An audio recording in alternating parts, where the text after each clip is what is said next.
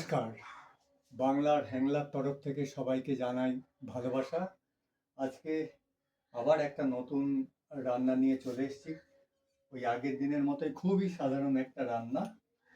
তো ওভেনটা জ্বালিয়ে দিই।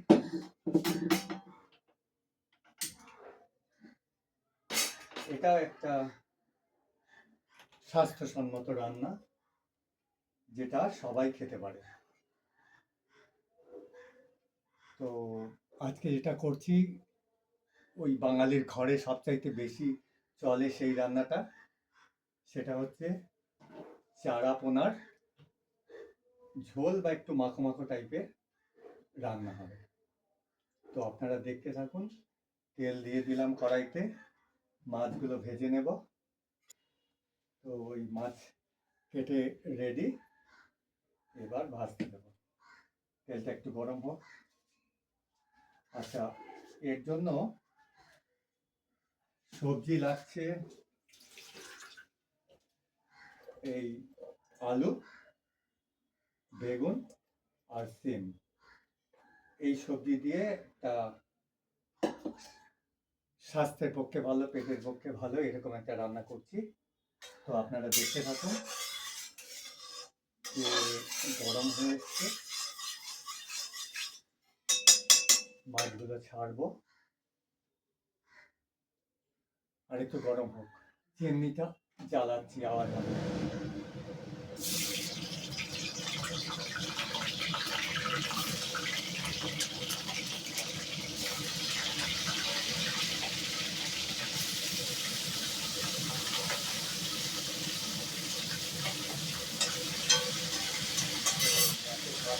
কয়েকটা ভাজা হোক। একটা ভাজা হতে হতে বলি, এতে ওই লাস্টে নামাবার আগে একটা গুঁড়ো মশলা দেবো। গুঁড়ো মশলায় ধনে, জিরে আর গোলমরিচ গুঁড়ো করা আছে। আমি আগেই গুঁড়ো মশলাটা করে রেখেছি। এই গুঁড়ো মশলাটা দেবো রান্নার শেষে থেকে। আর ফোড়নে দেবো কালো জিরে, কেমন? এইবার একটু কালো জিরে ফোড়ন দেবো, সিম্পল কালো জিরে দিয়ে রান্না আজকে। আর লাস্টে ওই গুঁড়ো মশলাটা দিয়ে দেবো। কালো জিরেটা একটু বেশি ভাজা ভাজা করলে এর টেস্টটা খুব ভালো পাওয়া যায়। তো ওই জন্য একটু বেশি ভাজা করে নিচ্ছি। আর এতে ফোড়ন আমি শুকনো লঙ্কা দেবো। শুকনো লঙ্কা দেবো না, এই কাঁচা লঙ্কা দেবো।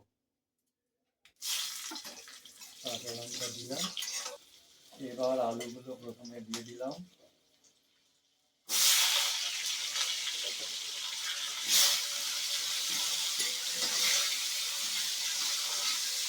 আলুটা একটু ভাজা ভাজা হোক। নুন দিলাম একটু। নুন দিলে তাড়াতাড়ি ভাজা হয়ে যাবে। হ্যাঁ, দেখেছেন লবঙ্গ দেওয়া আছে। লবঙ্গ দিলে নুন সহজে খারাপ হয় না, গলে যায় না, পোকাও ধরে না, সেই জন্য লবঙ্গ দেওয়া আছে। এবার বেগুন আর সিমগুলো দিয়ে দিলাম। বেগুন আর সিম দিয়ে একটু পাতলে নিই। এবার দেবো একটু হলুদ গুঁড়ো। মাছের রান্নায়, বিশেষ করে আমিষ রান্নায় একটু হলুদ গুঁড়ো বেশি দেবে, তাহলে টেস্ট ভালো। আর এটা সর্ষে তেলে রান্না হচ্ছে, কেমন?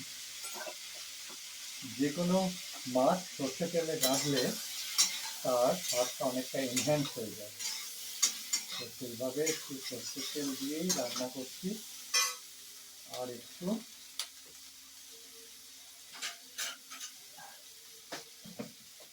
জল দিয়ে দিই সাঁতলাবার জন্য।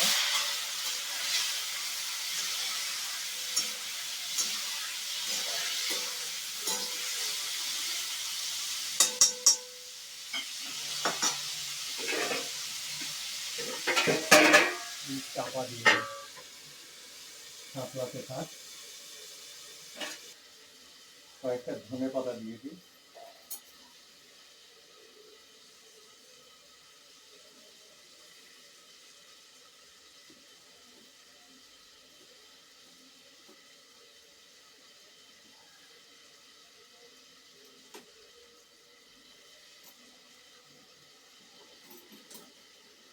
ধনিয়া পাতা কুচি একটু দিয়ে দিলাম, এটা সুন্দর সেন্ট হবে। শীতের সময় ধনে পাতার যে কোনো রান্নাই ভালো লাগে।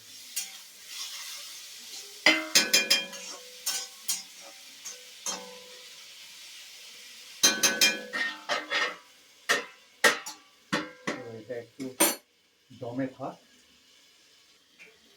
রান্নাটা কম মশলা এবং খুব সিম্পলভাবে হলেও খেতে কিন্তু খুব টেস্টি হয়। এবার একটু টমেটো দিয়ে দেবো।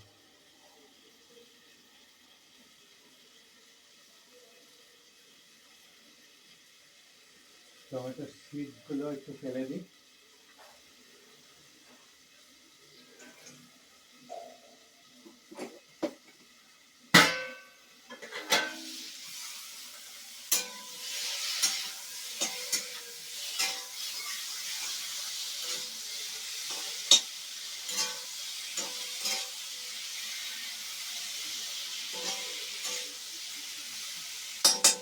আর একটু চাপা দিয়ে থাক।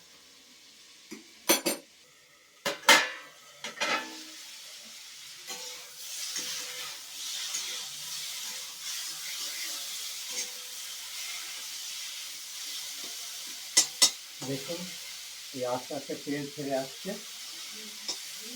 তো কষানো প্রায় হয়ে গেছে। টমেটোগুলো সব গলে গেছে।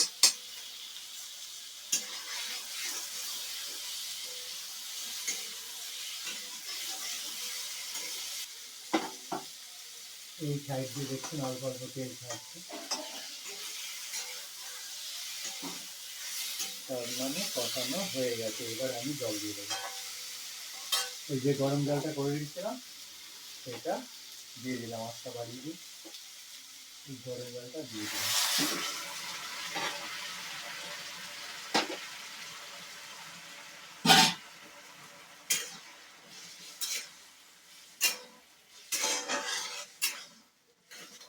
এই মাছের রান্নায় বা যে কোনো আমিষ রান্নায় সবসময় গরম জল দেবেন। মাছটা দিয়ে দিলাম। গরম জল দিলে কি হয়, রান্নাটা কন্টিনিউটিটা বজায় থাকে। ঠান্ডা জল দিলে অর্ধেক রান্না হওয়ার পরে আবার কুল ডাউন করে যায়, আবার প্রথম থেকে রান্না হয়, তাতে টেস্টের হেরফের হয়ে যায়। তো গরম জল দেওয়ার ফলে রান্নাটার কন্টিনিউয়েশনটা বজায় থাকে, টেস্টটা ভালো থাকে। ব্যাস অলমোস্ট কমপ্লিট রান্না। এবার আলুটা গললেই হলো।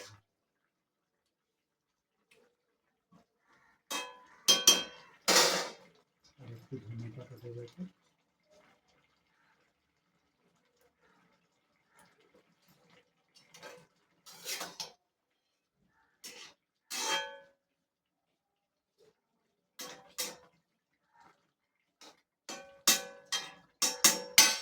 এবার ওই গুঁড়ো মশলাটা যেটা করে রেখেছিলাম, ধনে জিরে আর গোলমরিচ, এটা দিয়ে দিচ্ছি।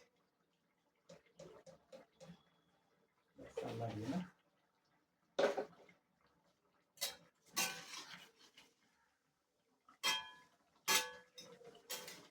এই গুঁড়ো মশলাটা দেওয়ার ফলে স্বাদটা অনেকটা বেড়ে যাবে। হতে থাকে।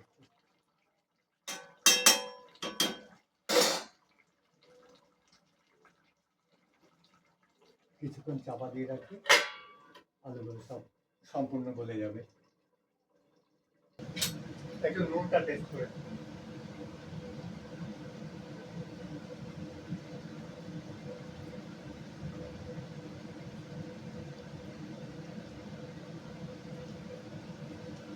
ঠিকই আছে, পুরো মশলাটা দেওয়ায় সুন্দর একটা টেস্ট হয়েছে। তো আপনারা এই রান্নাটা একটু করে দেখুন। খুবই সাধারণ রান্না, কিন্তু খেতে খুব ভালো হয়। আর এটা গরম ভাতের সঙ্গে গরম গরম খেতে হবে, ঠান্ডা করলে কিন্তু ভালো লাগবে না। তো আজকের মতো আমার রান্না কমপ্লিট। রান্নাটা কমপ্লিট হয়ে গেছে। এরকম দেখতে হয়েছে, খেতেও সেরকম সুন্দর হবে, দেখতেও সুন্দর লাগছে, খেতেও সুন্দর হবে। আর আজকের মতো আসি। সবাই ভালো থাকবেন, সুস্থ থাকবেন। আবার দেখা হবে।